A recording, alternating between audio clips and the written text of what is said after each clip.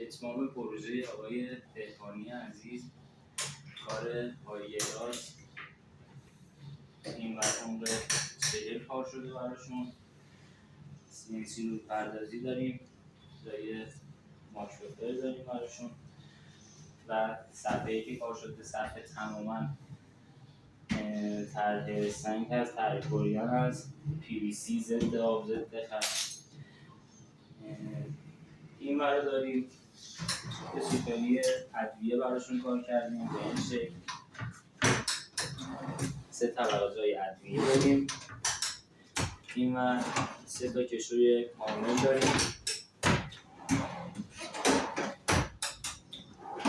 به این صورت اجاق 5 شعله کاور بود، 2 تا جک خورده براشون، فیلتر زغالی کار شده.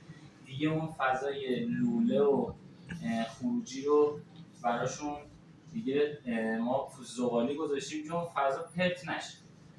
کامل از این فضا دیگه میتونن استفاده کنن. دیگه لوله حذف شده و ماربل شیت کار شده براشون.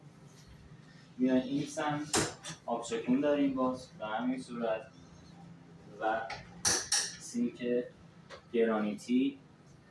از تشریف کیفیتی کار رو سینک رو نگاه کنید. تماما سنگ، آنتی باکتریال، ضد خش، کیفیت عالی. زیر سینک تماما PVC ورق سبز.